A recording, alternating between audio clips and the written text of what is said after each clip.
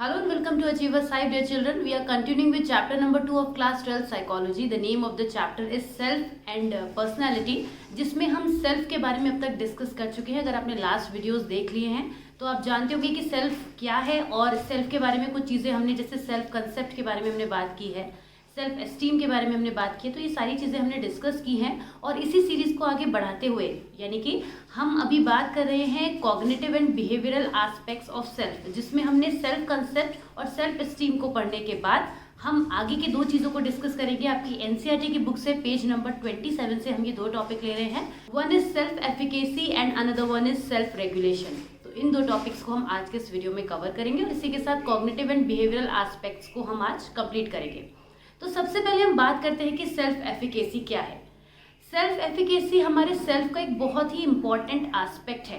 अगर डेफिनेशन की बात करें तो हम कह सकते हैं कि जो सेल्फ एफिकेसी होती है, this is the extent to which people believe that they can modify और चेंज देयर बिहेवियर. अपने बिहेवियर से होने वाले आउटकम को वो कंट्रोल कर सकते हैं, यही सेल्फ एफिकेसी है. इन जनरल अगर हम बिल्कुल सिंपलेस्ट वे में बोले, जैसे किसी एग्जाम्पल से समझते हैं, शायद बेटर समझ पाएंगे आप कि सेल्फ एफिकेसी हमारी वो कैपेसिटी है, वो स्ट्रेंथ है जिसकी वजह से हम अपने किसी भी बिहेवियर को मॉडिफाई कर सकते हैं. फॉर एग्जाम्पल, कोई एक ऐसा पर्सन है जिसे बहुत ज़्यादा गुस्सा आता है और गुस्से में वो अपने बिहेवियर को कंट्रोल नहीं कर पाता है, राइट. तो ऐसा वो पर्सन अपने घर में कर सकता है, उन लोगों के साथ में कर सकता है वो जिसके साथ बहुत ही ज़्यादा कंफर्टेबल है.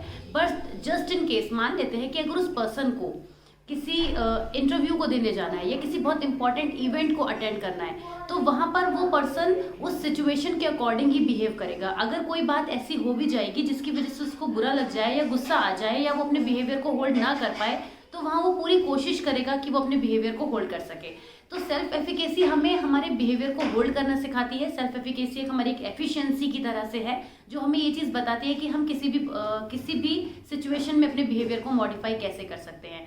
सेल्फ एफिकेसी का जो कंसेप्ट है वो बेंड्यूरा की लर्निंग से आया. बेंड्यूरा ने जो अपनी लर्निंग की थ्योरीज दी थी, जैसे कि आप जानते हैं कि बोबो डॉल का एक्सपेरिमेंट जो है वो बेंड्यूरा की थ्योरी में है.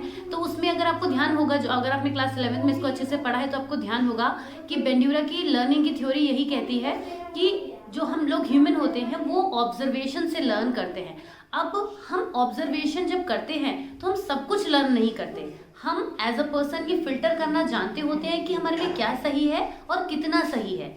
हम बहुत कुछ देखते हैं, बहुत कुछ ऑब्जर्व करते हैं जो सब कुछ सही नहीं होता और सब कुछ ज़रूरी भी नहीं होता कि हम अपनी पर्सनैलिटी में उतार लें या हम उसको अपनी लाइफ में फॉलो करना स्टार्ट कर दें. तो यही जो समझदारी है कि चीज़ों को फिल्टर कर पाना, ऑब्जर्वेशन से हमारी लर्निंग तो ज़रूर होगी लेकिन उसको फिल्टर कर पाना कि क्या चीज़ हमें अपने पास रखनी है, क्या हमारे लिए रेलेवेंट है, क्या नहीं है, यही चीज़ हमारी सेल्फ एफिकेसी हो जाती है.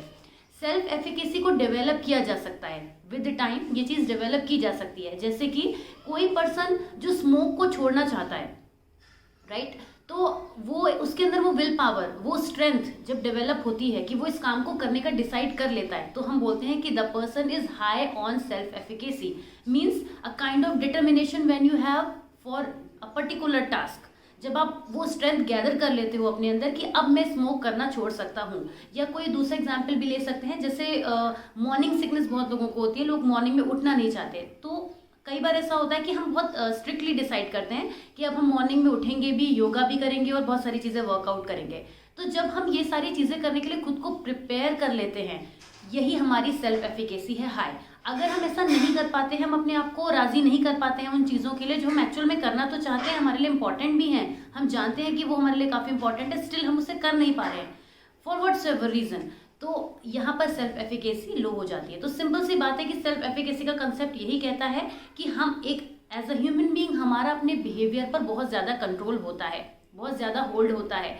उसको हम किस तरह से पोर्ट्रे करते हैं, कैसे हम अपने बिहेवियर में रिफ्लेक्ट कर पाते हैं, वही सेल्फ एफिकेसी है. अगर हम ऐसा कर पाते हैं तो वो हाई सेल्फ एफिकेसी हो जाएगी और अगर नहीं कर पाते हैं तो वो लो सेल्फ एफिकेसी हो जाएगी. आई होप सेल्फ एफिकेसी का कॉन्सेप्ट आपको क्लियर हो गया होगा. नेक्स्ट टॉपिक की तरफ बढ़ते हैं, which is about self regulation. See the term itself says to regulate yourself.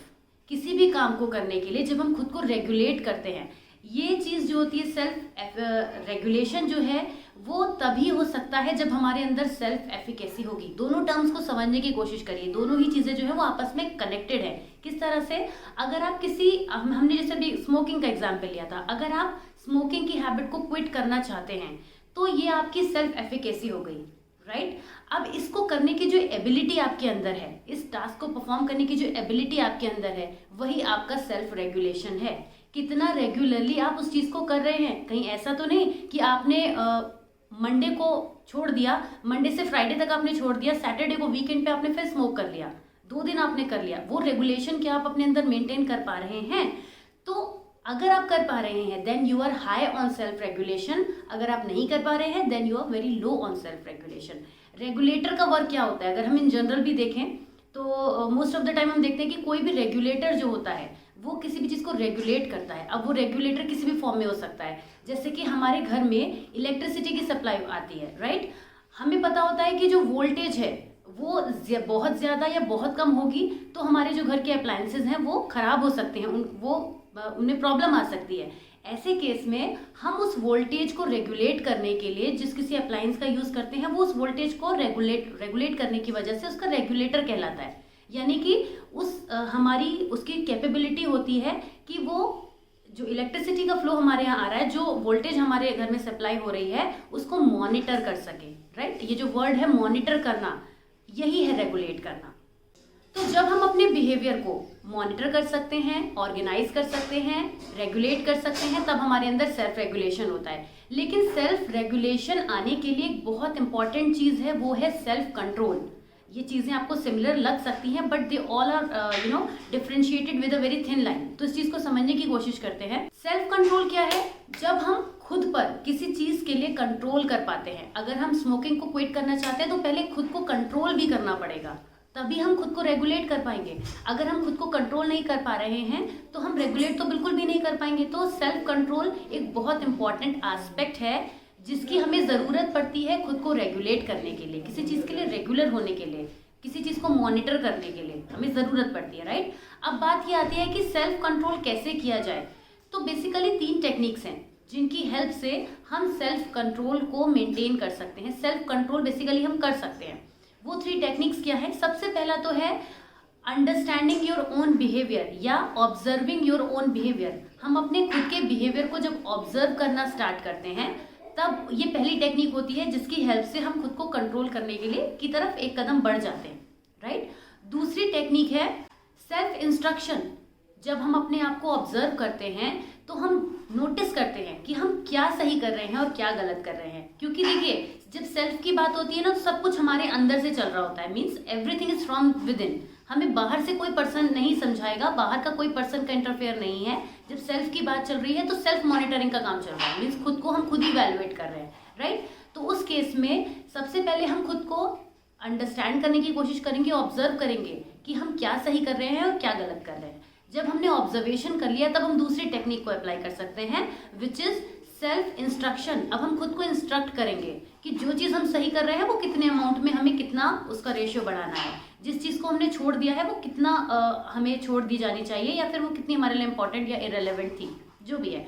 ये चीज़ हमारे सेल्फ इंस्ट्रक्शन में आएगी। एक दूसरी टेक्निक होती है सेल्फ इंस्ट्रक्शन की हेल्प से भी हम अपने आप को कंट्रोल कर सकते हैं। जैसे कि मैंने खुद को इंस्ट्रक्ट किया फॉर अ पर्टिकुलर टास्क कि चाहे कुछ भी हो जाए मुझे इस वर्क को करना ही करना है, चाहे कुछ भी हो जाए मुझे अपने स्टूडेंट्स को ये पर्टिकुलर वर्क करवाना है या मुझे बच्चों को एक्टिविटी देनी है। ये एज अ स्टूडेंट भी आप सोच सकते हैं कि बहुत सारी चीज़ें होती हैं। आपने डिसाइड कर लिया कि मुझे आज के दिन में ये 2 चैप्टर रिवाइज करने हैं, राइट। तो आपने खुद को इंस्ट्रक्ट किया, तभी आपका सेल्फ कंट्रोल बन पाएगा। आप समझ पा रहे होंगे कि कैसे इन चीज़ों की आपस में कनेक्टिविटी हो रही है, राइट। अब हम तीसरी चीज़ पर आते हैं, सेल्फ रीइंफोर्समेंट। लर्निंग वाले चैप्टर में 11th क्लास में अपने रीइंफोर्समेंट टर्म को सुना होगा। अगर आपके लिए टर्म किसी भी वजह से न्यू है then let me tell you that reinforcement is a kind of when you give yourself motivation. Self reinforcement, खुद को रीइंफोर्स करना, खुद को मोटिवेट करना, खुद को कुछ भी काइंड ऑफ कह सकते हैं अप्रेजल देना, राइट। जैसे कि आपने ये डिसाइड किया कि अगर मैं ये पर्टिकुलर 2 चैप्टर आज रिवाइज करूंगी then in the evening I will go out with my friends. आप खुद को एक ट्रीट दे सकते हैं। ये चीज़ क्या करेगी? ये आपको सेल्फ कंट्रोल में हेल्प करेगी। इसकी वजह से आपको ये रियलाइज होगा कि कल मैंने जो वर्क किया था उसके लिए खुद को मोटिवेट किया, तो नेक्स्ट डे भी मैं कुछ ऐसा करूँगा या करूँगी जिसकी वजह से मैं खुद को मोटिवेट कर सकता हूँ। सिंपल। तो ये सेल्फ रीइंफोर्समेंट भी एक ऐसी टेक्निक होती है जो हमारे सेल्फ कंट्रोल को हेल्प करता है, हमारे सेल्फ कंट्रोल को बिल्ड होने में हेल्प करता है। तो इस तरीके से हमने सेल्फ रेगुलेशन के टॉपिक में जो चीज़ें समझी वो ये समझी कि सेल्फ रेगुलेशन के लिए सेल्फ कंट्रोल की बहुत ज़्यादा ज़रूरत है और सेल्फ कंट्रोल के लिए 3 टेक्निक्स बेसिकली हमें चाहिए, जिनके बारे में हमने डिस्कस किया। सबसे पहले खुद के बिहेवियर को अंडरस्टैंड या ऑब्जर्व करना, then second comes self instruction and third comes self reinforcement. और सेल्फ रेगुलेशन क्या है? To monitor, to organise our behaviour. जो एबिलिटी हमारे अंदर होती है, the ability to organise and monitor our own behaviour is called self regulation. To regulate something, किसी चीज़ को रेगुलर करना जो इरेगुलर हो, ऐसे भी कह सकते हैं। तो ये 2 टॉपिक्स हैं जो हमने पढ़े और इसी के साथ हमने इस पॉइंट को खत्म कर लिया यहाँ पे कि जो हमारे कॉग्निटिव एंड बिहेवियरल एस्पेक्ट्स हैं सेल्फ के, वो क्या होते हैं। आई होप कि आपको ये दोनों टॉपिक समझ में आ गए होंगे। फिर भी still if you have any doubt then please drop your queries in the comment section below. Also subscribe to the channel and also get in touch with us through Instagram. Please follow us there and you will get a lot of stuff which is waiting for you, and keep showing your support like you always do. Thank you so very much. See you soon in the next video. Till then, take care. Bye bye.